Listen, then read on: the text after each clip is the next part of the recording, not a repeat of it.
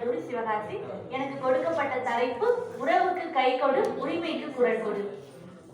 ஆர்த்தி சூடி இளம்பிறை அணிந்து மோனத்திருக்கும் முழுவன் மேனியார் கருநிலம் கொண்டு பால் கடல் திசை கிடப்போர் மகமது நபிக்கு மறையவர் புரிந்தோர் இயேசுவின் தந்தை என பல மதத்தினர் உருவகத்தாலே உணர்ந்து உணராது பல வகையாக பரவிடும் பரம்பொருள் ஒன்றே அதனியல் ஒளியுறும் அறிவாம். அதனிலை கண்டால் அல்லலை அகற்றினார் அவனருள் வாழ்த்தி அமர வாழ்வு எய்துவோம் என்ற பாரதியின் வரிகளை முன்னெடுத்து அன்னை தமிழையும் அவையையும் வணங்கி எனது உரையை துவங்குகிறேன்.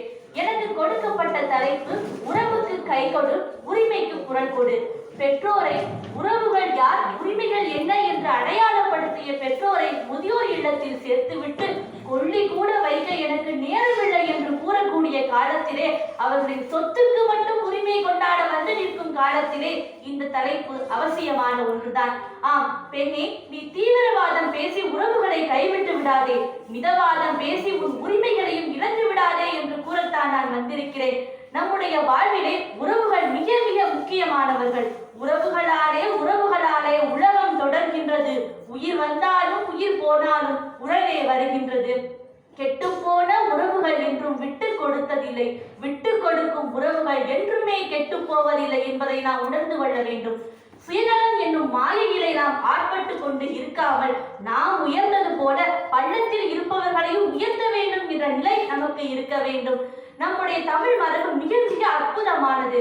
நாம் சொல்லுவோம், எந்த ஒரு நிகழ்வாக இருந்தாலும் கல்யாண பத்திரிகையில் பெயர் போடவில்லை என்றாலும் கூட சண்டைக்கு வந்து நிற்போம்.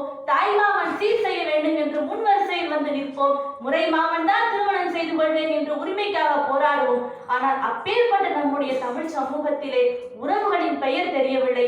மாமாவை அண்ணா என்று அழைக்கிறார்கள், அண்ணாவை சித்தப்பா என்று அழைக்கிறார்கள். இனிமேலாவது நம் குழந்தைகளுக்கு உறவுகளை எல்லாம் நாம் பரிசாக அளிப்போம். அதுதான் நாம் நம்முடைய சமூகத்திற்கு செய்யக்கூடிய ஒரு நன்றி கடனாக இருக்கும். உறவுகள் என்றால் நம் குடும்பம் மட்டும்தானா?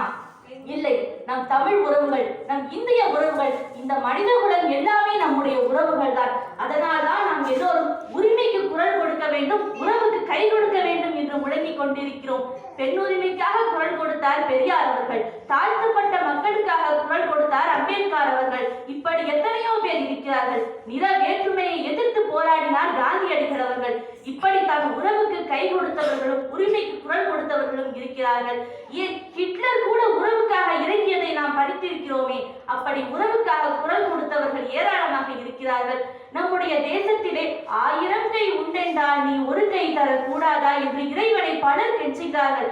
அப்படிப்பட்ட சூழலிலே அந்த 1000 கைகளில் ஒன்றாக நாம் இருக்கலாமே. இதை நாம் சிந்தித்து பார்ப்போம்.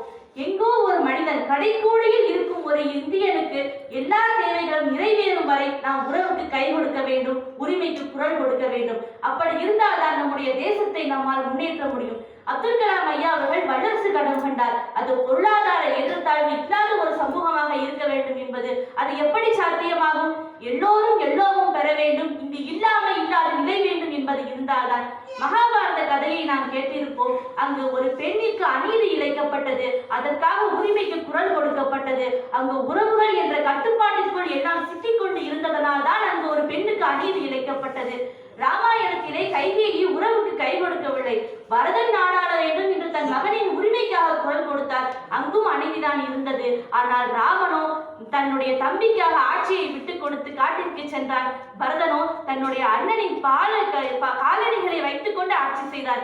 அங்கு இருக்கிறது உறவுக்கு கை கொடுப்பதும் உரிமைக்கு குரல் கொடுப்பதும். சங்க இலக்கியத்திலே கடவு கூட அறத்தோடு நிற்றலின் மூலமாக மிகவும் அழகாக சொல்லப்பட்டிருக்கிறது. அங்கு தோழியும் செவிலியும் உறவுக்கு கை கொடுப்பவர்களாகவே இருந்திருக்கிறார்கள். அங்கு காதல் புறக்கணிக்கப்படவில்லை. காரணம் அது உண்மை காதலாக இருந்தது என்பதை நாம் மனதில் வைத்துக் கொள்ள வேண்டும். இப்படி உறவுக்கு கை கொடுப்பவர்கள் எத்தனையோ பேர் நம்முடைய இலக்கியங்கள் பகிர்ந்திருக்கின்றது. தனி ஒருவனுக்கு உணவில்லை என்ற ஜலத்தினை அழித்திடுவோம் என்று பாடினார் பாரதியார். மனிதர் உணவை மனிதர் பறிக்கும் வழக்கம் இனியின்றோ என்று பாடினார். இந்த நிலை மாற வேண்டும். நாம் வாழ வேண்டும், பிறரையும் வாழ வைக்க வேண்டும் என்பது மனித நிலை. பிறரை வாழ வைத்து நாம் வாழ்வோம் என்பதுதான் தெய்வ நிலை. அந்த தெய்வ நிலைக்கு நாம் உயர வேண்டும் என்பதை மனதில் வைத்துக் கொள்வோம். குகேஷ் என்பவர் சதுரங்கத்திலே கால் பதிக்க முடியவில்லையா? செயற்கை நுண்ணறிவு AI தொழில்நுட்பத்திலே நாம் மேலும் மேலும் சிறந்தோங்கிக் கொண்டிருக்கிறோமே. இப்படி எங்கெங்கோ சாதனைகள் நிகழ்ந்து கொண்டுதான் இருக்கிறது. ஆனால் இன்னும் கல்விகள் கிடைக்காமல், வாய்ப்புகள் கிடைக்காமல், மருத்துவ வசதி கிடைக்காமல் எத்தனையோ பழங்குடி மக்கள் எல்லாம் அவதிப்பட்டிருக்கிறார்களே. அவர்களின் உரிமைக்காகவும் நாம் குரல் கொடுக்க வேண்டும் அல்லவா? நாளை குடியரசு தின விழாவின் வாழ்த்துக்களை உங்களுடன் பகிர்ந்து கொள்கிறேன். இந்த குடியரசு தின விழாவிலிருந்து நம்முடைய தேசத்தை நாம் மேலும் மேலும் உயர்த்துவதற்காக போராடுவோம்.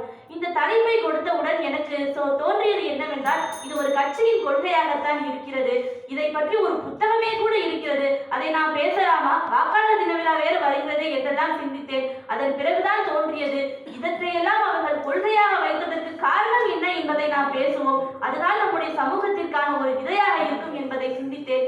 அந்த வகையிலே நாம் உறவுக்கு கை கொடுத்து உரிமைக்கு குரல் கொடுத்தால் எல்லோரும் எல்லோரும் பெறுவார்கள். நம்முடைய சுதந்திரம், சமத்துவம், சகோதரத்துவம் எல்லாமே இருக்கும். நிச்சயம் உறவுக்கு கை கொடுப்போம். கடைக்கோடி குடிமகனுடைய தேவை கூட நிறைவேறும் வரை நாம் தொடர்ந்து உறவுக்கு கை கொடுத்துக் கொண்டே இருப்போம், உரிமைக்கு குரல் கொடுத்துக் கொண்டே இருப்போம் என்று கூறி நல்லதொரு வாய்ப்பிற்கு நன்றி பாராட்டி விடைபெறுகிறேன்.